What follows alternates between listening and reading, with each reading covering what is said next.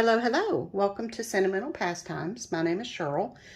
I am participating in the 5 Days of Easter 2022 event that's being hosted by Julie from DearJulieJulie and Cara from CaraBrandonCreations here on YouTube.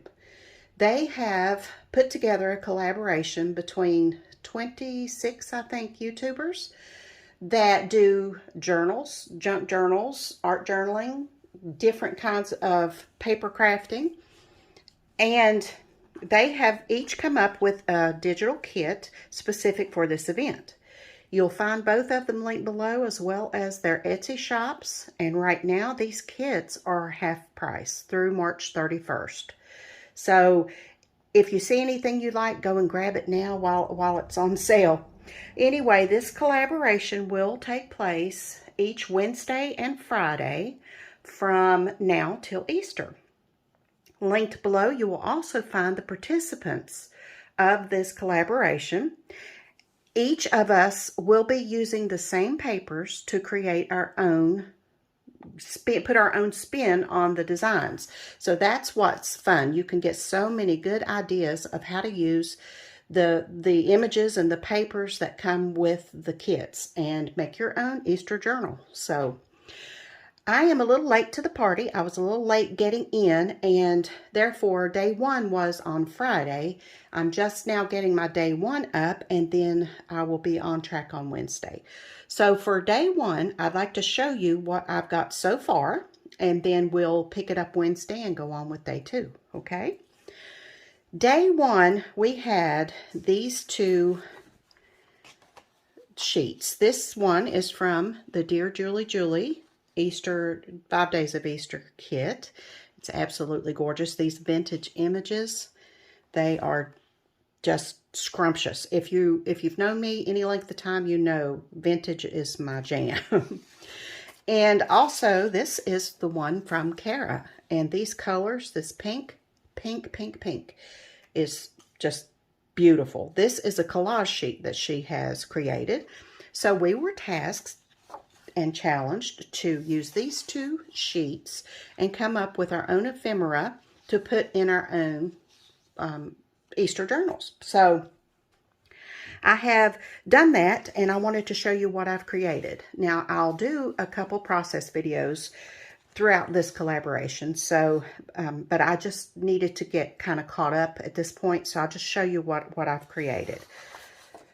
And I've used very little from my actual stash in these ephemera pieces, so you don't have to have a lot to get started. If you get one of those kits or two of those kits, they also have additional kits that are available as well, and like I said, they'll be linked below. But they're very inexpensive ways to just get a good head start on making a journal, and then just add and sprinkle in your own things. And I'll point out which pieces are from their kits and which pieces are, from my stash, so that you'll get an idea. This is the beginnings of my planner. My journal. I have 2 signatures made so far, but I'm going to be thinning this down because I think it's a little too thick. But that will be, this thing will evolve as we go. I really like this image. This is one of the sheets from DearJulieJulie that she made. That's in her additional spring kit, Easter kit. So that will be in her Etsy shop as well. But this is one of the images, and I just fell in love with that. So I just printed it on a thicker cardstock and put that in the front. This is in no way anywhere near being ready. So let me show you what I have so far. Now, Julie also has these images as well, and in addition to a lot more in her kits. But this little girl here, I just fussy cut her, and I fussy cut one of the butterflies that was on the same page, and I made a little matchbook. I put some little sparkles here. I love the way those, I have no idea where I got those. I have no idea, but those were from my stash. And then what I did was I just took this part here of this sheet, this part right here. I cut this right here, and then I folded it up like a matchbook. And you can see. See, I used that, and then put a little like tuck for a matchbook there so you can close it. I put a little blue paper behind her, and inside I put a little bit more blue paper and a rose die cut kind of thing that I had in my stash as well. So that's a little journal spot.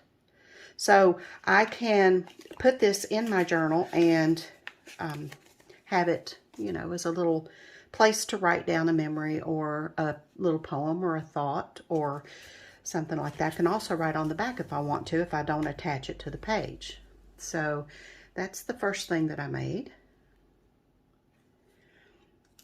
Now the second thing that I did was I went ahead and put it on a piece from, you know, one of the pages from my journal.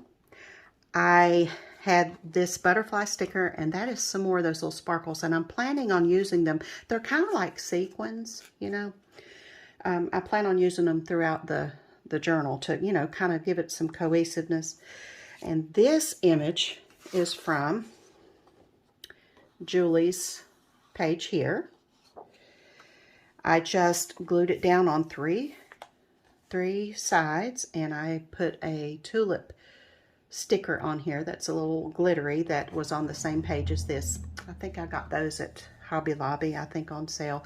I hardly ever pay full price for stickers. I'll catch them on sale and just snatch them up, you know, when they're marked down 50% or more. I took a little piece of a book page and tucked it behind there. And then I took this image from the same sheet and I made a tag. I put another butterfly from that other sheet on the tag, and I glued on some tea-dyed paper that I had in my stash. So that's a nice journaling spot too.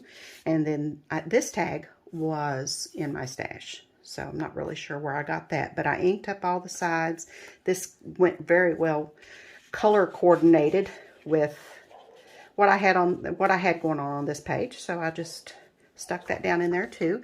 So there are 2 journaling spots on this page, and you know, you can always write around here. You can write little words or dates or, you know, whatever you want to do. Your journal is meant for you. It's your personal space that you can write. And if you don't want anybody to see it until after you leave this earth, then then nobody has to see it. So you can be free and just do what you want to do, write what you want to write, get it all out on paper, and then, you know, go through it a year, 2 years, 5 years from now and see where you were. But that's the beauty of it. And then you can also, you know, leave something behind that will give your kids or grandkids some insight into your life. So that's my favorite part of journaling. So I'm not really sure where this page is going to go yet, but it'll find a home. And then lastly, I did another page. Now this one, I used this image, but I cut it right here, and then I also cut out the little verse that says, flowers of spring are twining, birds sing far and wide, light to thee be shining now at Eastertide. And this, it's dated April 23rd, 1916, so I'm wondering if that's an authentic, you know, piece of ephemera there, but it's very beautiful. I just love that vintage look. But like I said, I cut it and I inked it up and put it down, and then I put the verse, inked it up and put it down underneath it. Added some more of those flowers that I had in my stash, and then a couple sequins there.